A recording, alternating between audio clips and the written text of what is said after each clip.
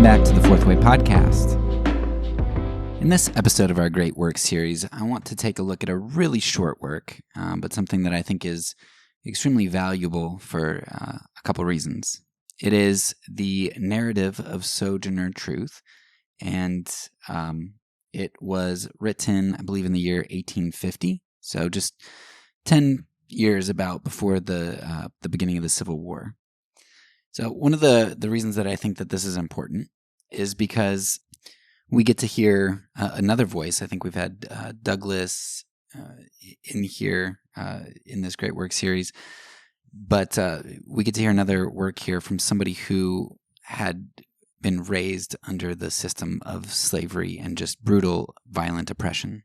So to hear somebody who has experienced and witnessed and still lived under in a nation where such atrocious violence was continuing and yet be a pacifist. But second, I think I like this piece because we know what ended up happening to Sojourner Truth's pacifism. It ended up going away, just like Douglas's did when the Civil War came. And that's something interesting. I'll expound on that a little bit more at the end. But it's something that just shows the complexity of holding to these sorts of convictions. You know, there's always the accusation that, well, you're just being an idealist when you're a pacifist, and it doesn't work in the real world. And you've got people like Sojourner Truth and Frederick Douglass and plenty of others like Garrison and such, a lot of people during the Civil War who end up throwing that off, right? So is it idealism? And I've always asked the question myself, if my family was confronted with gratuitous evil, with somebody coming in to seek to do my family harm, would I really maintain my pacifist convictions? And that's really difficult to know how you'd respond when you have the opportunity to fight violence with violence when you think that you can overcome it. And so this is a work that adds to the complexity of that sort of discussion. So here it is. An excerpt from the narrative of Sojourner Truth.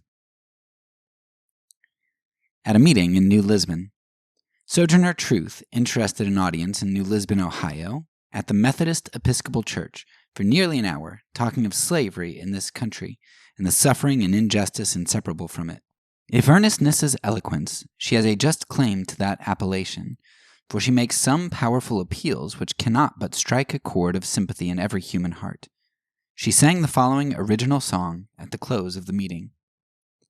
I am pleading for my people, a poor downtrodden race, who dwell in freedom's boasted land with no abiding place. I am pleading that my people may have their rights restored, for they have long been toiling and yet have no reward. They are forced the crops to culture, but not for them they yield, although both late and early they labor in the field. Whilst I bear upon my body the scars of many a gash, I am pleading for my people who groan beneath the lash.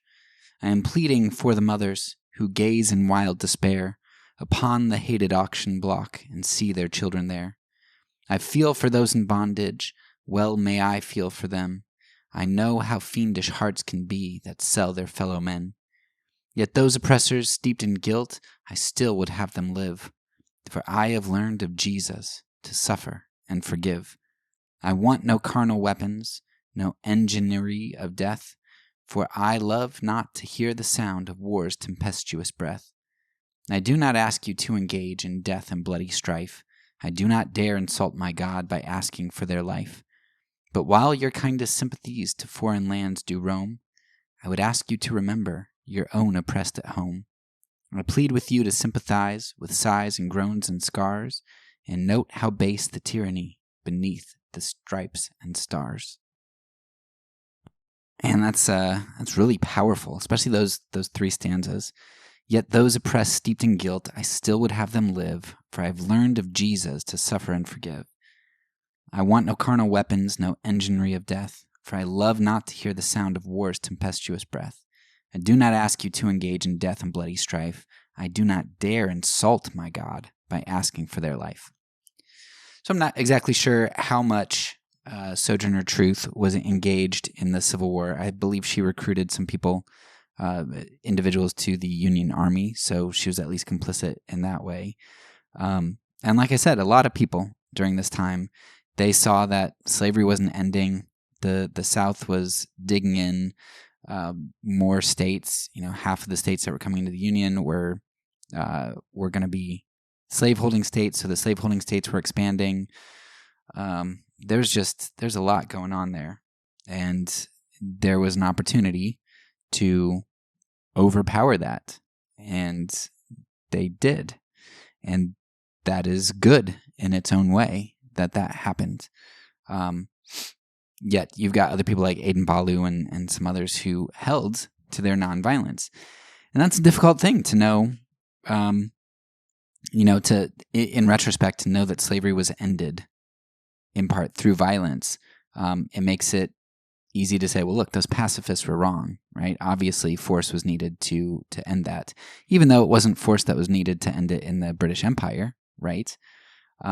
What would it have looked like to wait 20 more years maybe and have British boycotts or whatever else, and pressure exerted from without? We know that all of the other countries ended official slavery. I think Brazil was one of the last ones. In our episode on Haiti, we discussed that a little bit. But essentially, everybody ended up within the next 50 years ending slavery. And so could we have done that without sacrificing 1 million lives? I don't know how many were killed in the Civil War. So yeah, there's really a lot to think about in that. But then on the other hand, you have things like CRT, which again, I don't agree with their solutions, and I don't think that replacing the oppressor with a new oppressor, like somebody else who's going to wield power and domineer, I don't think that that's the answer. But CRT really does a great job of saying, hey, look, you guys are all positive about the Civil War ending slavery and all this. It didn't really end slavery. I mean, what do you think sharecropping was? You read books like The Warmth of Other Suns, and I think that goes all the way up through like the 30s or so. And you're like, oh man, I didn't realize that these sharecroppers, they were trapped into that system and even attempting to migrate. Like if you attempted to leave your town, that could be deadly. Like you don't leave the system. And so there was not de jure slavery, but there was de facto slavery in the South. What was Jim Crow? Okay, it's better than slavery to an extent, right? You don't have a master who can tell you per se what to do, but who are you working for? You're probably working for some white guy who's basically a master. You're getting paid not a living wage, so it's basically like you're on a plantation. You get forced into ghettos, which is basically slave quarters. Your men get lynched because now you've got the rise of the KKK, who's trying to keep them in their places now. At least if they're on a plantation, you know your place. But now you've got the KKK who's kind of making sure, like, nope, we got to make sure that you know that things are still the same. So did the Civil War really do that much? In one sense, sure. But in another sense, it really just masked continued slavery and injustice. This violence that they thought was going to end things didn't end things. And it exacerbated problems and violence in certain ways.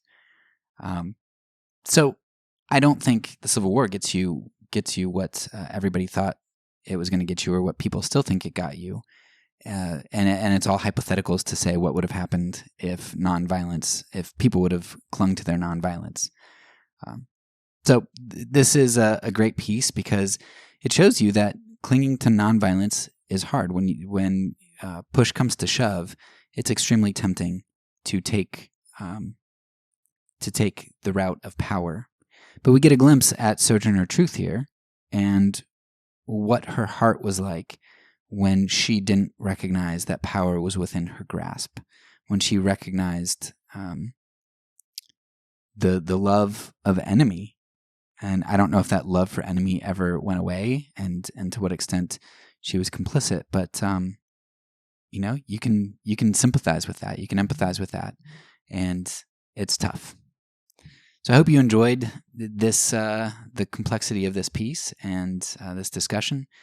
And there are lots of other pieces. You can go listen to Frederick Douglass's, I forget the title of that one, but the work we read from Frederick Douglass towards the beginning of this season, and some of our discussions throughout the various seasons on CRT and race and such.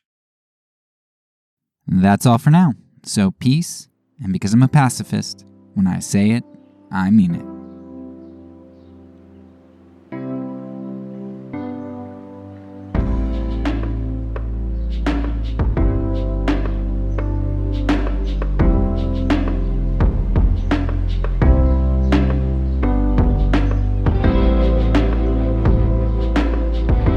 This podcast is a part of the Kingdom Outpost Network. Please check out the links below to find other great podcasts and content related to nonviolence and kingdom living.